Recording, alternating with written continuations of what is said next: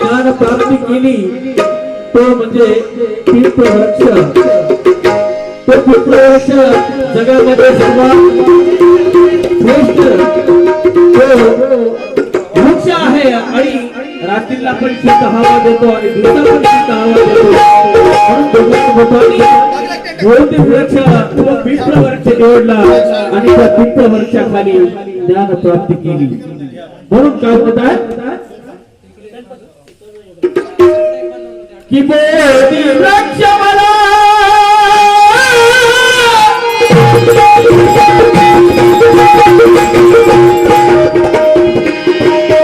की बोधी वृक्ष मला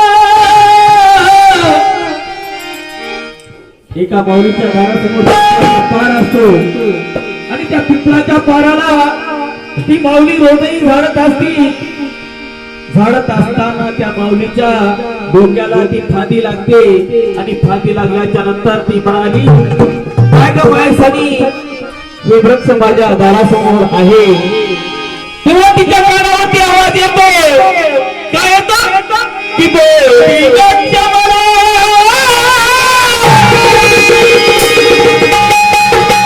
लागली ओढ तुझी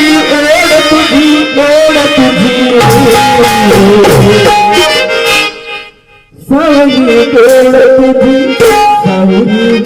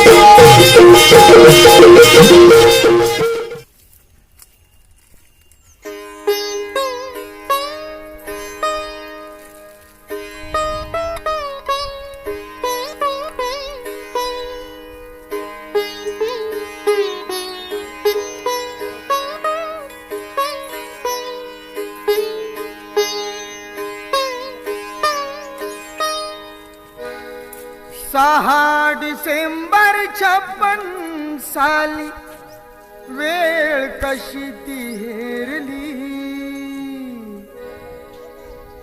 6 डिसेंबर 56 साली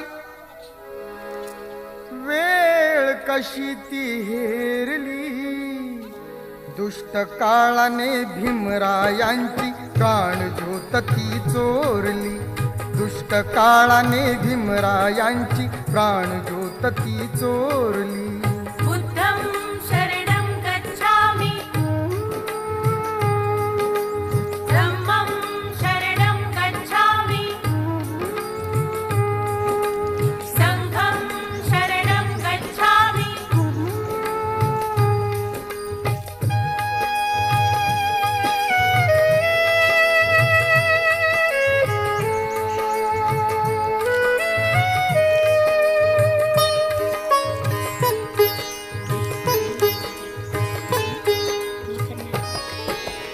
तपून बसला होता काळ कसा महापुरुषावरती.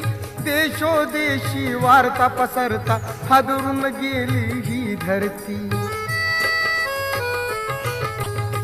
काळजातील हंस हरपला दर्याला आली भरती. सूर्य बुडाला अंधार झाला म्हणून जनता ही झुरती. प्रगतीचे ते युगे दिनाची. प्रगतीचे ते युगे दिनाची गुपित मागे सारली. दुष्ट काळाने भीमरायांची प्राणज्योत ती चोरली. बुद्धं शरणं गच्छामि धम्मं शरणं गच्छामि संघं शरणं गच्छामि.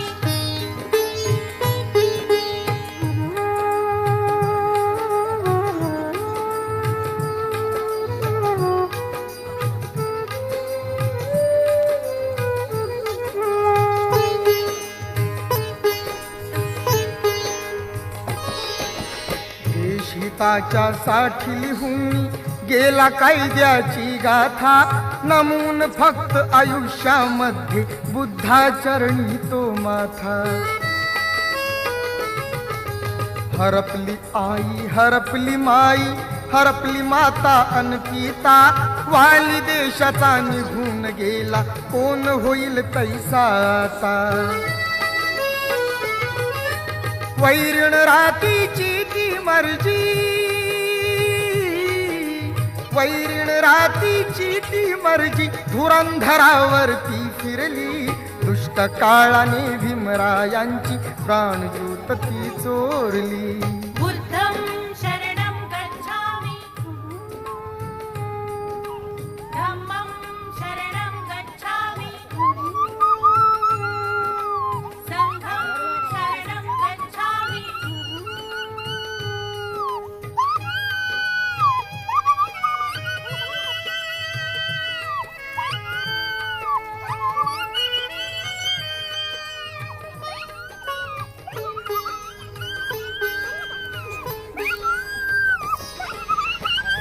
कोटीचा प्रकाश गेला झाली जीवाची लाही. भीमा पाठी या जगात आता वाली उरलेला नाही. असे म्हणून मी दलित सारे रडू लागे धाई धाई. चैत्यभूमीच्या ठिकाणी अश्रू गंगे सवे नयनी वाही. असून कोटी पिले तरीही.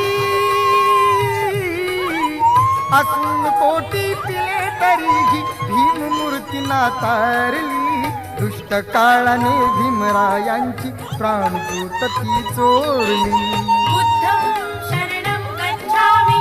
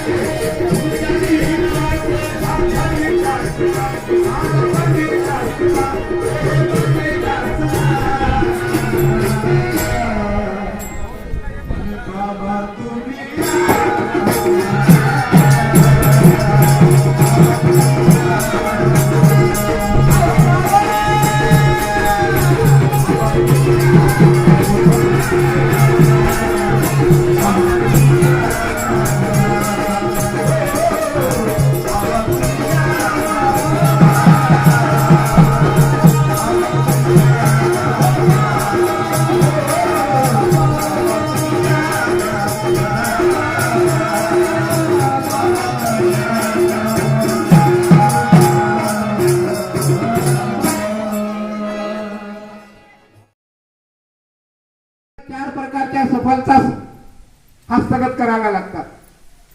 पहिली सफलता आहे कौटुंबिक सफलता. आपल्या कुटुंबाचा योग्य प्रकारे सांभाळ करून सदवर्तनाने सदाचाराने मिळवलेली संपत्ती आपल्या कुटुंबासाठी वापरणं आणि कुटुंबातील आपल्या पाल्यांचा योग्य प्रकारे सांभाळ करून त्यांना योग्य मार्गाला लावणं, याला कौटुंबिक सफलता असं म्हणतात. आणि ही कौटुंबिक सफलता कालवस खंडरावजी पोपलवाराने तंतोतंत सांभाळलेली आहे. त्याचप्रमाणे सामाजिक सफलता जी आहे ती सामाजिक सफलताही त्यांनी योग्य प्रकारे सांभाळली.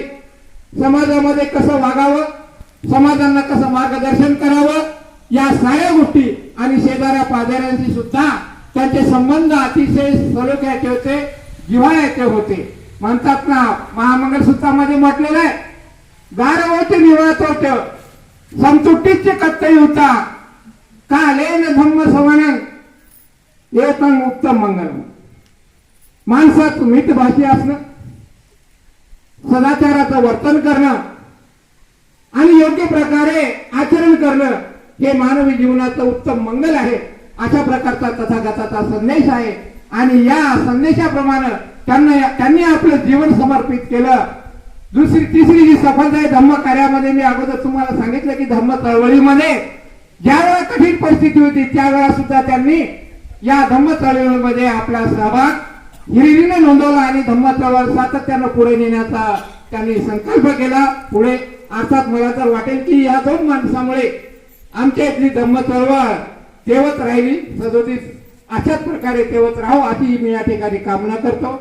आणि अशा प्रकारे या कौटुंबिक जीवन असो, धम्म जीवन असो किंवा सामाजिक जीवन असो, या सर्व जीवनामध्ये त्यांनी आपला योग्य असा पुढाकार घेऊन आम्हाला योग्य अशी दिशा दिली. आज त्यांच्या जाण्याने आम्हाला खूप दुःख होत आहे, समाजाची खूप हानी झालेली आहे. पुन्हा एकदा त्यांच्या कुटुंबातील सर्व व्यक्तींना त्यांच्याच प्रकारे पुण्य संपादन करण्याची संधी मिळो, पुण्य संपादन करण्याची त्यांना योग्य अशी संधी मिळावी आणि बुद्ध धम्म संघ या तीन रत्नाच्या प्रतापाने त्यांचं जीवन सुखमय व्हावं अशा प्रकारची